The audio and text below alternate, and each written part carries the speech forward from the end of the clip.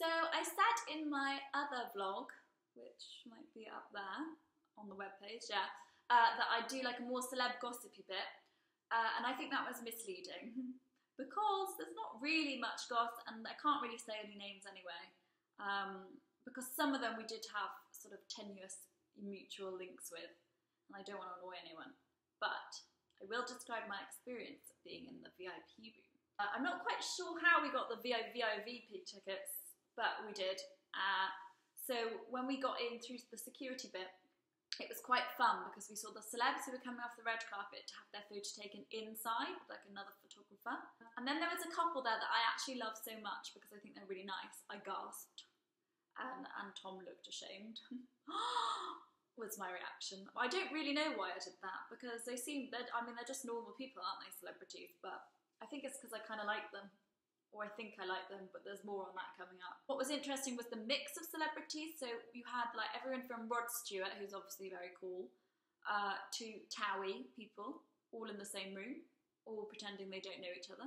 Quite funny. There was one woman who went out with Simon Cowell like 15 years ago, not Sunita, and she literally goes to the opening of anything. And it was quite interesting to see her work the room. I mean, you've got to give it to her. She would basically go up to more famous people, or more credible famous people, if that makes sense, and be like, oh my gosh, you look so lovely, can I have my photo taken with you? And they would be like, oh, because they can't resist a bit of attention. And then she posts on Instagram, had the best night with so-and-so, and she wasn't hanging out with them at all. She literally walked up to them, had their photo taken. There was a guy from a boy band that I used to love. I used to stand outside venues waiting for them, and I actually have photos that I took, you know, on a disposable camera of him when he was like 14. I didn't think it was appropriate to tell him that. But what is weird is I feel like he owed me one.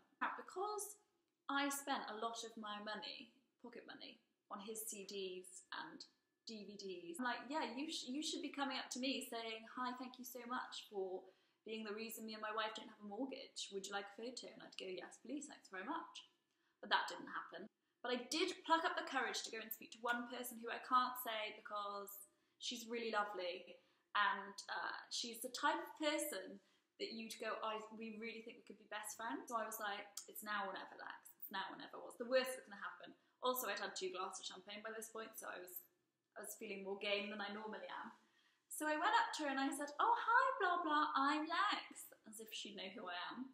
And I was like, I just came over to say that I really like your stuff, and I've read your books and I think they're really inspiring. So it was all going well. She was really lovely and sweet.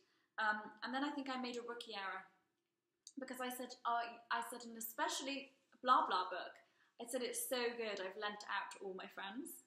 So as Tom pointed out, I basically said, I could have recommended it that they buy it, but instead, I've given it to them. So you get less money. Got awkward. And then she said, have you seen Cirque du Soleil before? And I said, no, I haven't. I'm really looking forward to it. I can't wait. She was like, oh, it'll be amazing. And I was like, cool. Okay, well, I'm going to go now, but really enjoy the evening. Lovely to see you. Like I've known them all my whole life. Never go up to someone you think you're going to be best friends with. That's it. That's my chance ruined. If we get introduced to a party, when we actually have got a mutual friend, which I could have brought up in the conversation and made me seem a lot more credible than a weird stalker, she's not going to accept me because she'll think there's the weird woman who is a cheapskate. Instead of buying the book for her friends, just lets out one copy. We went to an after-show party, but no one goes out to the after-show parties because everyone goes back to bed, which was ironic because none of them got a gap in the morning. Anyway, I thought you'd enjoy that, and if you don't, sorry that I wasted your time. Bye!